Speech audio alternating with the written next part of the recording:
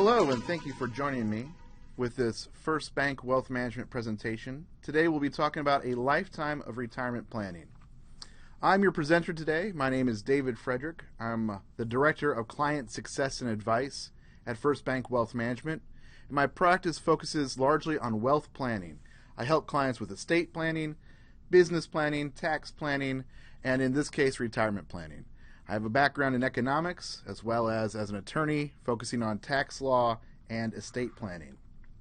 I need to let you know that anything that you hear me say is only my opinion. It is not the opinion of First Bank. I'm going to read this disclaimer out to you.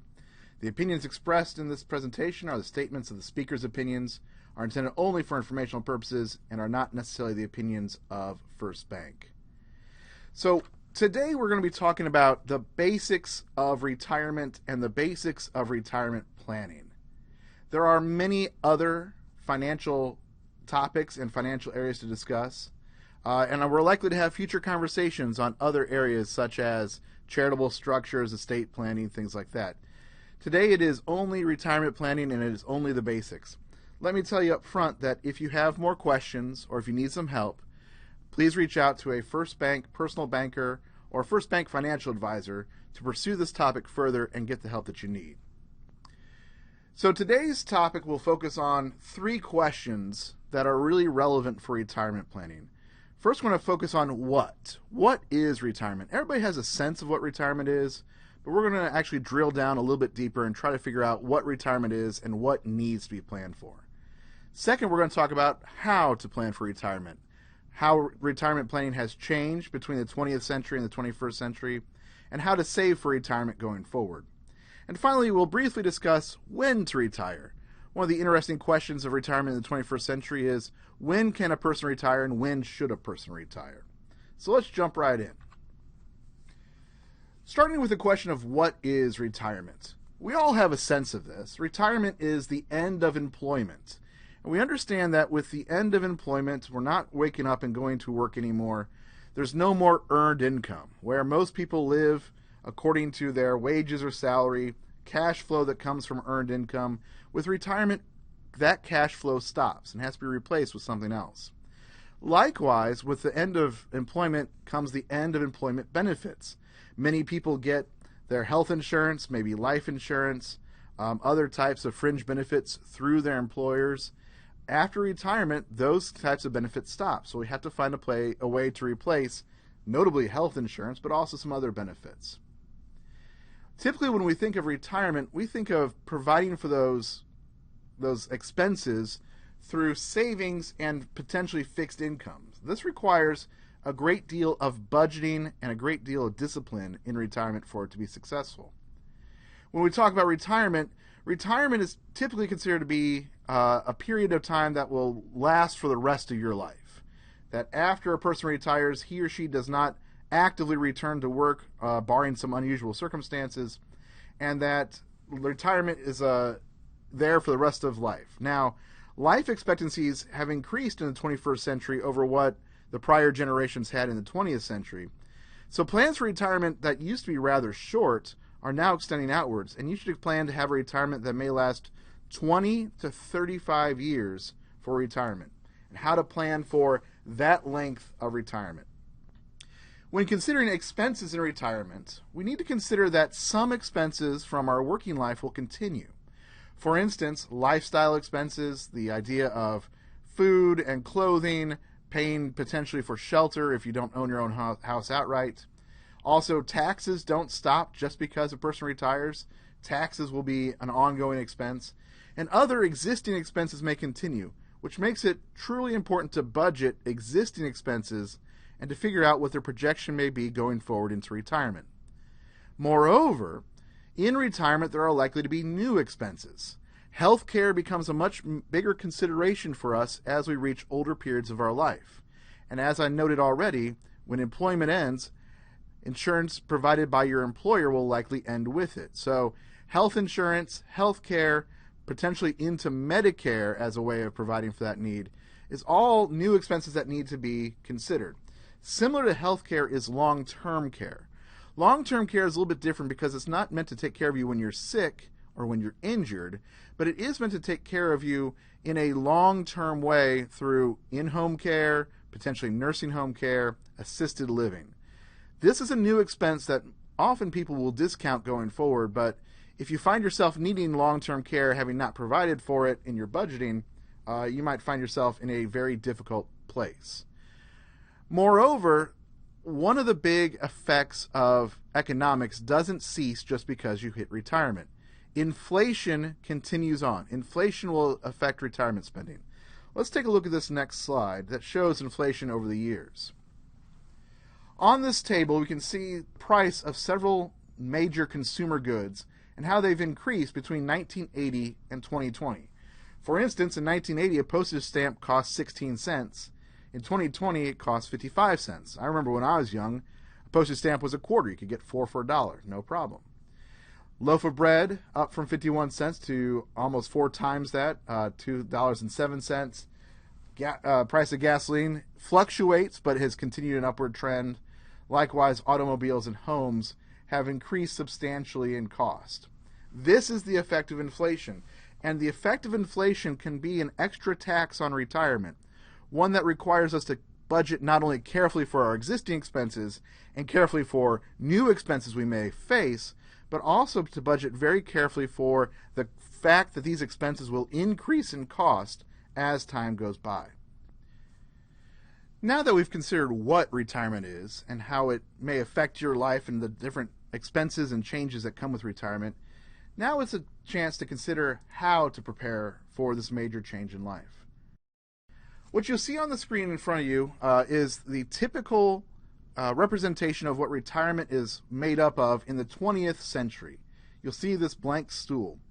The blank stool is meant as a representation for the 3 legs that support retirement in the 20th century. And let me show those legs to you now. In the 20th century, retirement was supposed to be a 3-part system of Social Security, pensions, and personal savings. That those would be the legs that would support retirement going forward. What does that mean exactly? Let's take a look. Social Security is a government-sponsored program whereby employees and employers will pay amount into the federal government during employment while money is being earned. And when a person declares retirement and starts to claim Social Security, the government will pay out that money during retirement. It's essentially a government-sponsored pension that pays out a definitive sum every month for the rest of life. Pensions, in the course of the 3-legged stool I just showed, pensions are employer-sponsored retirement, and as shown on that representation, they're meant as defined benefit, which means that after a person works for an employer for a given period of time and then retires, the employer will continue to pay that employee a defined benefit, a fixed sum, month upon month, year upon year for the rest of their lives following employment. The third leg of the stool was personal savings. And that could be anything. Bank accounts, investment accounts, home equity, money saved under the mattress, money that's available just in the jar in the kitchen, whatever it might be. It was this disorganized idea of personal savings, with a reliance on Social Security and pensions to provide most of the lift for retirement. Well, retirement has changed substantially in the 21st century, as we can see on this next slide. In the 21st century, retirement is no longer a 3-legged stool, but it's now kind of a lopsided 2-legged stool with one small leg and one very large leg. In this representation, as we can see, Social Security remains that thin leg that stays in place. The government-sponsored pension system that people and employers pay into during employment that will pay out in retirement, that does stay in place. Now it's replaced by employer-sponsored savings plans. Employer-sponsored savings plans have largely taken the place of employer-sponsored pensions and just personal savings. Let's see how these two things come together here. So as I mentioned, Social Security is the same as before. Social Security between the 20th century and the 21st century has not changed substantially. What has changed is that employer pensions have been largely removed. Employer-defined benefit pensions are now exceedingly rare, vanishingly rare, and they've been replaced by what are called defined contribution plans. Defined contribution plans is a type of tax-preferred, employer-sponsored plan. Famous examples, of course, are the 401k, the 403b, 457 plan. These plans are meant to allow an employee to save for his or her own retirement, with the employer providing some amount of support and sponsorship for that plan. It takes the place of the employer-sponsored pension, the defined benefit. The idea behind these plans is that the employee will save into these plans and take a tax benefit, a tax-preferred savings, and they'll be able to diversify their assets and provide for a more effective way of saving for their retirement than they would if they were just using bank accounts and brokerage accounts. So how does this type of savings work? What does this new defined contribution plan structure that has replaced the defined benefit structure, how does this work? What are the steps to it? Well, in the current structure system, there are two broad umbrellas of plans. The first is a traditional plan, what we know of as the traditional 401k, the traditional IRA, the traditional 403b. And then we have Roth plans, a Roth 401k, a Roth IRA. Both can be sponsored by employers. Both can provide some benefit in saving for retirement, but each operates a little bit differently, and they're worth exploring so we understand really how these plans work and how we might be able to use them to our advantage as we plan for retirement. So let's take a look at them each in depth, walk through them very slowly, and see how they operate a little bit differently from each other. So let's investigate the operations of the 401k and the Roth 401k to see how they both work. Now, these are rather complex plans, but I'm going to build them up step by step by step to show exactly how they operate, how they function, hopefully as a way of providing the basics for you. And again, if you have questions, please do reach out to a First Bank personal banker or First Bank financial advisor for follow-ups. So let's consider the 401k plan first. It is built up in various steps. First, the 401k plan is established by an employer, and employees can make contributions to the plan throughout their employment, and they'll take a tax deduction back for the plan. Second, in this plan, the employer often has the opportunity to contribute some amount to match the employee's savings. So if an employee saves a certain percentage of his or her income, the employer might match up to a certain level of that contribution. So now it's combining the funds of the employee and the employer going into the plan. Third, those contributions that go into the 401k plan are invested in appreciating assets, typically a mix of stocks, bonds, mutual funds, commodities, real estate, etc. There's usually a pretty broad platform available for investments within 401ks, but nothing too out of the ordinary. Those platforms have to be pretty well regulated under the laws that govern the 401k. Fourth, the employee, once they retire or they end employment, their 401k is not lost to them. If you leave a job, your 401k does not leave you. You're allowed to take it with you when you leave. The 401k can stay at the employer's office where it can grow under the employer's plan, or more often you can roll it out and roll it over into an IRA when you leave employment. In the fifth step, we consider distributions. An employee can take distributions before the age of 59 and a half, but generally they will pay the full tax on everything that they took a tax deduction on previously. Remember, money that goes into a 401k plan receives a tax deduction when it's contributed. But in addition to that tax, they'll also pay a penalty, a 10% penalty for an early distribution. The idea behind the 401k plan is it really is meant to be a set-aside so that it can grow tax-free and provide retirement funding. And there's a penalty for trying to take out too early. Number 6, when an employee does reach retirement age, the employee can take taxable distributions starting at age 59 and a half with no penalty.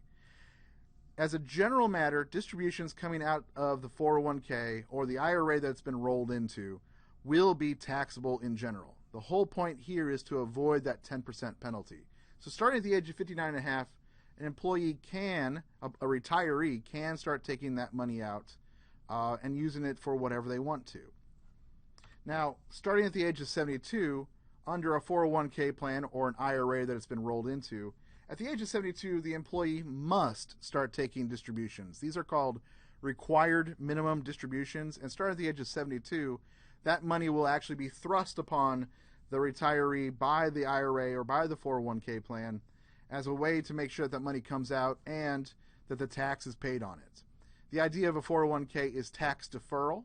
You get to make contributions and take a tax deduction up front, but the money will be taxed on the back end. It's not tax forgiveness, it is tax deferral. But it does provide a good foundation for deductions up front and employment while employed, and then retirement income on the back end.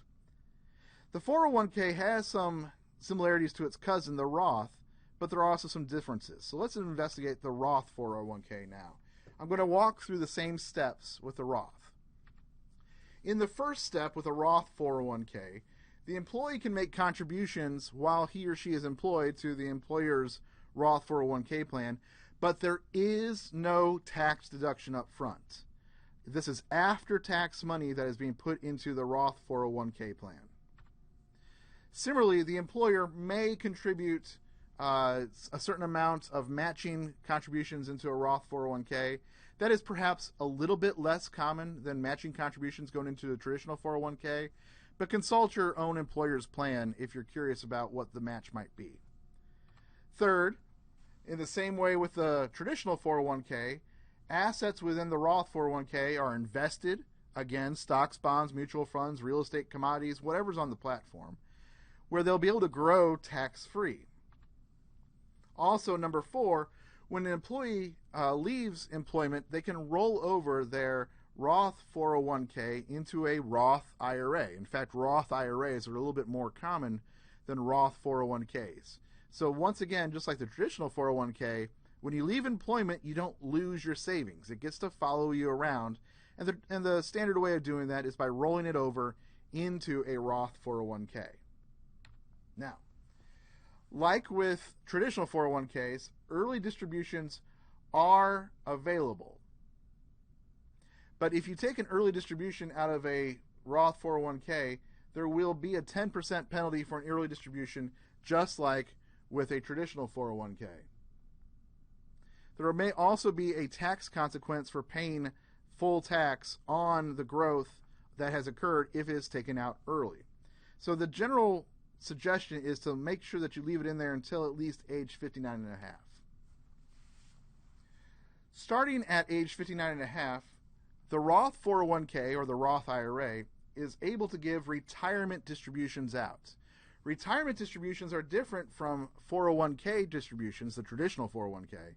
They're different insofar as starting at 59 and a half, there is no 10% penalty, and there is no tax owing on the distributions.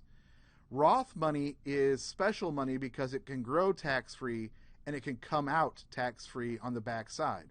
Now, this is in exchange for the fact that there's no deduction on the front end, but on the back end, money can come out tax-free without a penalty after the age of 59 and a half. And finally, as we consider number 7, employees or retirees are never required to take distributions the way that they would take required minimum distributions from a traditional 401k or a traditional IRA.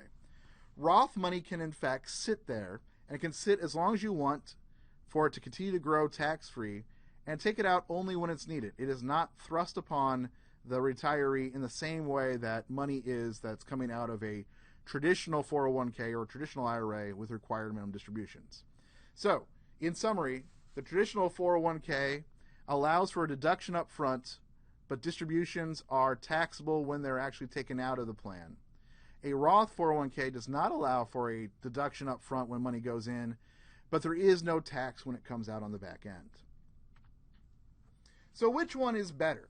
Well, it really depends, and the core question of which is better between a traditional 401k and a Roth 401k is, when will a person face a higher tax burden?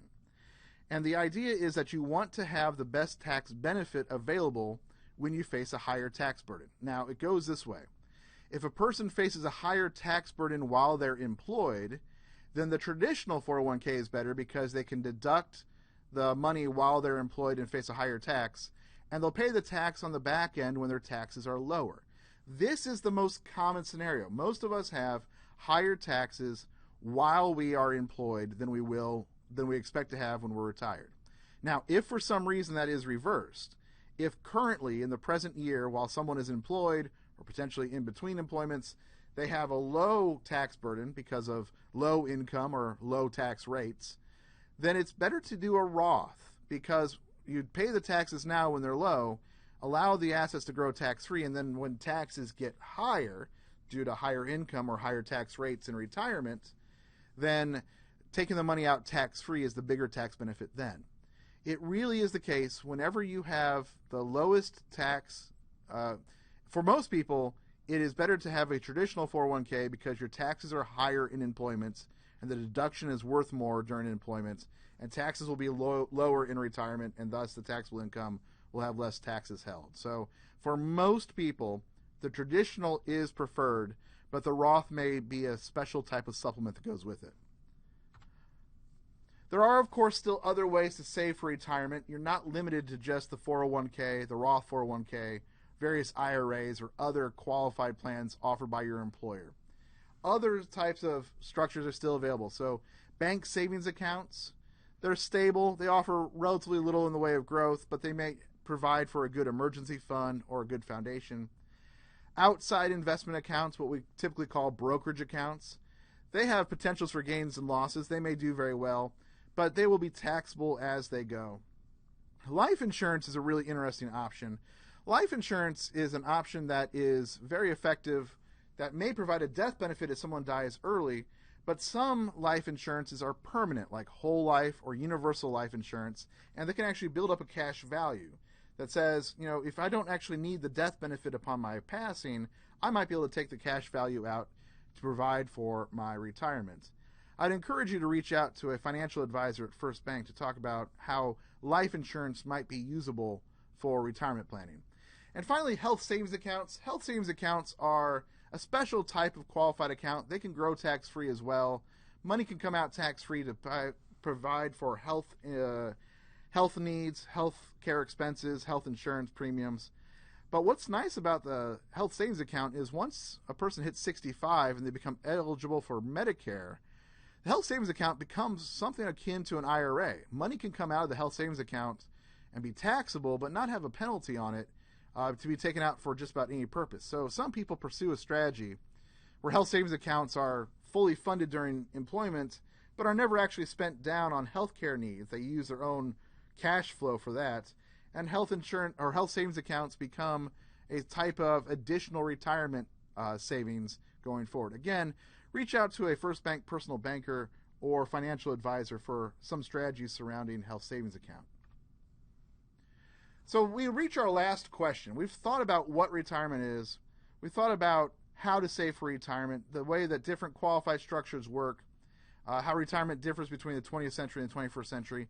And now that leaves a question that's often very front of mind for a lot of people considering retirement, which is, when should I retire? Now, that had a traditional answer back in the 20th century. The answer was 65. That was retirement age.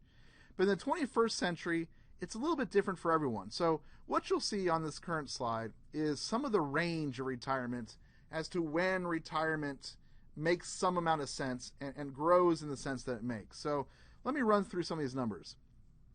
At 59 and a half, as we've seen previously, that's the earliest that a person can start taking out of their retirement accounts without paying a penalty on distribution. And that's a nice way to get access to retirement, so consider retirement perhaps starting at the age of 59 and a half. At 62 is the earliest age that a person can claim Social Security retirement benefits. So access to penalty-free distributions, plus at age 62 some amount of Social Security, that may be a way to provide for retirement, and 62 becomes an option. At 65, one of the major expenses in retirement, health insurance or health care, is now covered by Medicare. So at 65, when a person becomes eligible for Medicare, is a very common way to decide on a retirement date. 65, Medicare covers healthcare needs, that's the retirement date. Now, Social Security is just finishing up a transition of naming full retirement age, moving it from 67 or 66 to 67. depending on what your full retirement age is under Social Security, that's typically when you can get the most optimal benefit from Social Security, is taking it at full retirement age based on life expectancies. So at 66 to 67, depending on what your full retirement age is, that's a pretty good suspect for when to retire as well. Finally, we think about age 70 as the latest age to take Social Security benefits. There is no more growth past age 70. So absolutely be taking Social Security by age 70 and not later. And finally, at age 72 is when people have to start taking required minimum distributions from their 401k or IRAs, the traditionals. 72 is usually the back-end book stop for when a person should retire. And here's the range. Anytime between 59.5 and 72, there's really a good argument in favor of retirement. It's a personal choice. It's one to be decided with your family, one to be decided for yourself, one to be decided in consultation with a First Bank financial advisor to help make sure that you're making the right choice and that you, in fact, have a good sense of when you can retire and when you should retire. All right, we've talked about a number of different topics today, and this was just an initial glance at retirement. Retirement has much more to be said about it, but let me wrap up with what we've already talked about. Retirement planning isn't crucial. There are going to be increasing expenses, increasing inflation, but likely no more earned income. So it is something that people need to save for. In the 21st century, the requirements of saving for retirement are much more upon the employee than they were in the 20th century when defined benefit pension plans were available. Now employees have to save for their own retirement. A consistent savings for retirement into a 401k, a Roth 401k, or other qualified plan will provide a good foundation for retirement. Follow through on that retirement, make consistent savings, and consider the appropriate time to retire, perhaps sometime between the ages of 59.5 and 72. And I must say, most importantly, be sure to ask for help. You are not in the retirement game alone, and you should be supported throughout. A financial advisor from First Bank, a personal banker from First Bank should be able to point you in the right direction for how to save, how to plan, how to budget for expenses, what can and cannot be afforded in retirement, and how to make sure that you have a successful retirement and one that will provide for the rest of your life. Thank you so much for joining me in this conversation. If you would like to, please do reach out to a First Bank wealth advisor to make sure that you're on good course for retirement. Thank you very much.